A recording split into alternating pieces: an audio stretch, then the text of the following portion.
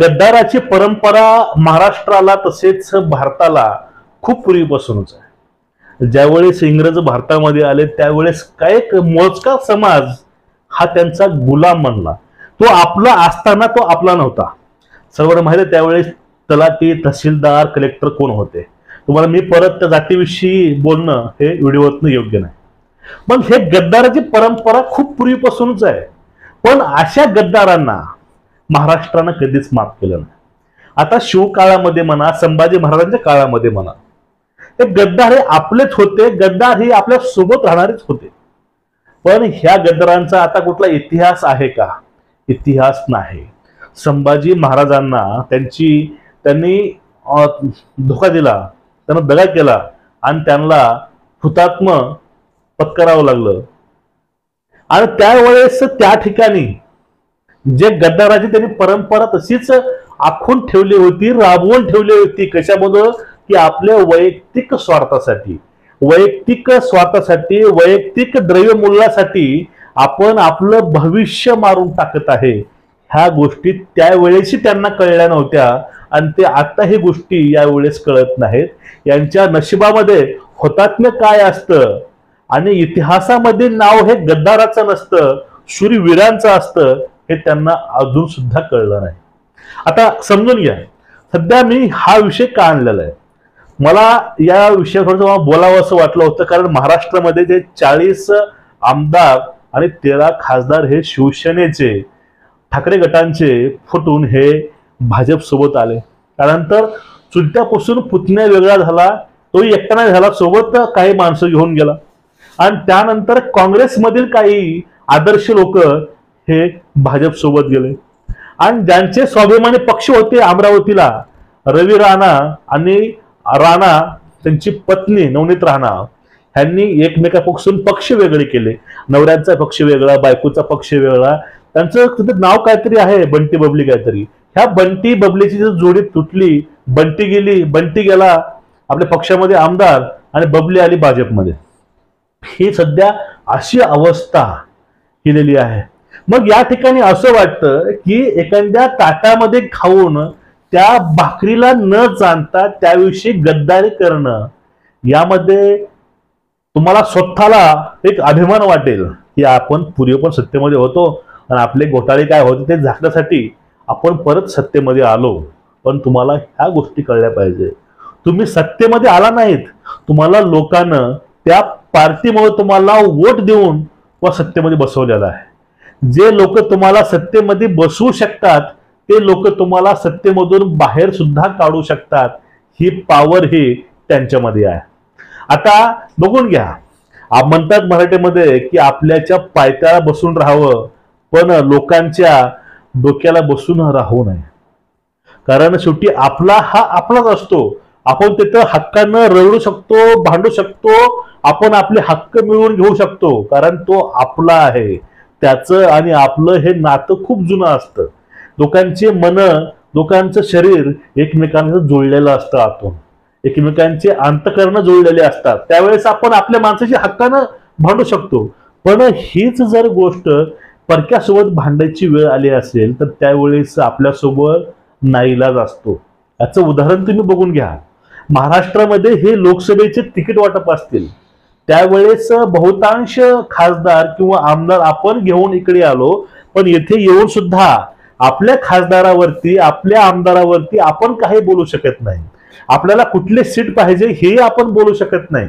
आपल्याला जागा कुठल्या पाहिजे, आपलं वर्चस्व कुठं आहे हे सुद्धा बोलायचा अधिकार आपल्याला ठेवला नाही. याला म्हणतात लाचारी.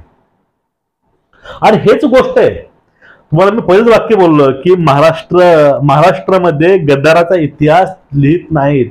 महाराष्ट्रामध्ये फक्त शूरवीरांचा इतिहास लिहितात.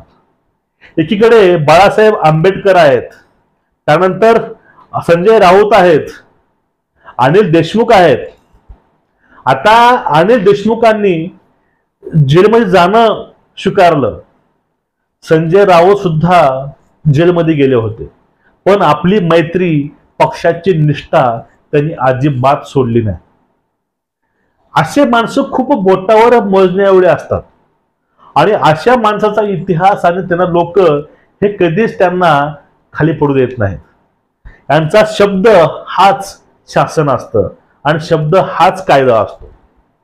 समजून घ्या, महाराष्ट्रामध्ये प्रकाशजी आंबेडकरांना सुद्धा राष्ट्रपती पदांची ऑफर आली होती असं बाळासाहेब म्हणतात, पण त्याने ते लगेच नाकारून टाकले, कारण हाच स्वाभिमानी बाणा आहे महाराष्ट्रामधील.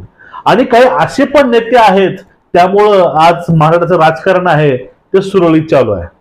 आणि त्यानंतर बघा, ह्या दोघांनी, संजय राऊतांनी असेल आणि देशमुखांनी असेल, यांनी जेल स्वीकारली, पण ते आपल्या पक्षासोबत काही त्यांनी गद्दारी केली नाही. ती असते एकनिष्ठता, ती असते स्वामीनिष्ठता, आणि ती आता खूप कमी बघायला मिळते. आपल्या आता महत्वाची गोष्ट असते, प्रत्येक गोष्टीला वेळ हे वेळीच उत्तर देते. यांना पण येणारं इलेक्शन हे नक्कीच उत्तर देईल आणि 4 जूनला जे काय आहे ते पूर्णपणे उघड होऊन जाईल. महाराष्ट्राची निवड काय आहे, महाराष्ट्राची आवड काय आहे ते लोकसभेच्या 4 जूनला समजून जाईल. आणि 4 जून नंतर ज्यावेळेस विधानसभा येईल, विधानसभेमध्ये लोकसभेपेक्षा जास्त बेकार हालत ही त्या गद्दारांची होऊन जाईल. कारण जे लोकसभेला दाखवू शकले नाहीत ते विधानसभेला दाखवू शकतील का?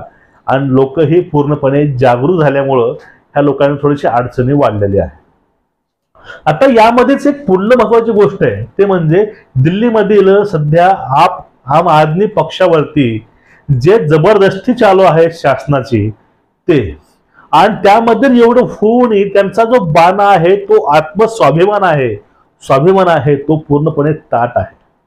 राऊतांना जेलमध्ये सोडलं, कोर्टानं सांगितलं ईडीना की यांच्या विरोधामध्ये तुम्ही भक्कम असे पुरावे घेऊन या. त्यावेळेसही कोर्टानं ईडीला सुनावलं होतं, आणि ज्यावेळेस केजरीवालांना पण अटक केलं त्यावेळेस सुद्धा कोर्टानं सुनावलं. म्हणजे हे केसेस नेमके होत्यात कशा? केसेस, आता प्रश्न असा पडतो, 100 कोटींचा घोटाळा लावला केजरीवालावरती, ठीक आहे, आपण एक गोष्ट मानू, नैतिकता, त्यांनी कुठं घोटाळा केला असेल नसेल तो भाग वेगळा झाला, पण 100 कोटी हा आकडा जास्ती आहे की ज्याच्यावरती 50,000 कोटींचा आरोप आहे. आपल्या महाराष्ट्रामधील सिंचन घोटाळा, आदर्श घोटाळा, यामधील या लोकांना क्लीन चिट का मिळते? आता छगन भुजबळ साहेबावरती महाराष्ट्राचा घोटाळा होता, त्यामुळे त्यांना ईडीने सांगितलं की आम्हाला यांच्या विरोधामध्ये कुठलेच पुरावे सापडत नाहीत आणि आम्ही त्यावेळेस हे केस का केले ते आम्हाला कळत नाही. आता काल परवाचं मॅटर समजून घ्या, प्रफुल्ल पटेलांच्या बाबतीमध्ये तेच झालं. त्यालाही ईडी म्हणते की आम्ही केस त्यांच्यावरती का केली ते आम्हाला पण माहिती नाही. म्हणजे हे अशी अवस्था होऊन बसलेली आहे. तर अशा लोकांना लोक याद ठेवतात, ते पण खलनायक म्हणून. इतिहासामध्ये यांचे नावं नोंदले जात नाहीत. त्यावेळेस फक्त नावं हे निष्ठावंतांचे हे नावं त्या यादीमध्ये असतात इतिहासाचे. एक मोठं जंगल होतं, जंगलाला आग लागली होती आणि त्या आगीमध्ये एक लहानशी चिमणी आपल्या चोचेमध्ये पाणी घेऊन त्यावरती शिंपडायची. त्यावेळेस मोठे मोठे प्राणी बाहेर पळून जायचे. त्यावेळेस त्या चिमणीला एका प्राण्याने विचारलं, अगं ते चोचेमध्ये पाणी घेऊन टाकायला लागलेस तू, आणि ते पाणी टाकत असताना त्यानं तुझी आग किती विझणार आहे? त्यावेळेस ती चिमणी असं बोलली होती, अरे म्हणजे माझी चोच लहान का असेना, मधनं एक थेंब पाणी का पडत असेना, पण ज्यावेळेस ह्या जंगलाच्या वनव्याचा इतिहास लिहिला जाईल त्यावेळेस माझं नाव ही आग लागलेली न बघणाऱ्यामध्ये नसताना माझं नाव ही आग विझवणाऱ्यामध्ये असेल. असंच सध्याचं उदाहरण चालू आहे. महाराष्ट्रामध्ये मोठे मोठे भले मोठे असे मंत्री, मुख्यमंत्री पक्ष सोडून गेले, पण अजून सुद्धा कार्यकर्ते, निष्ठावंत लहान लहान कार्यकर्ते, लहान लहान लोक अजूनही निष्ठा सोबत आहेत, फक्त लोकशाही वाचवण्यासाठी. ज्यावेळेस लोकशाहीचा इतिहास लिहिला जाईल त्यावेळेस सर्वात अगोदर नावं ही यांची असणार आहेत. त्यांनी प्रयत्न तर केला होता, ते असं त्यांनी पळकुट पुन्हा केला नव्हता. त्यामुळे मित्रांनो, तुमचं एकूणच याविषयी मत काय आहे? महाराष्ट्र कधीच गद्दाराला माफ करत नाही. तुमचं मत काय आहे नक्कीच खाली कमेंट करून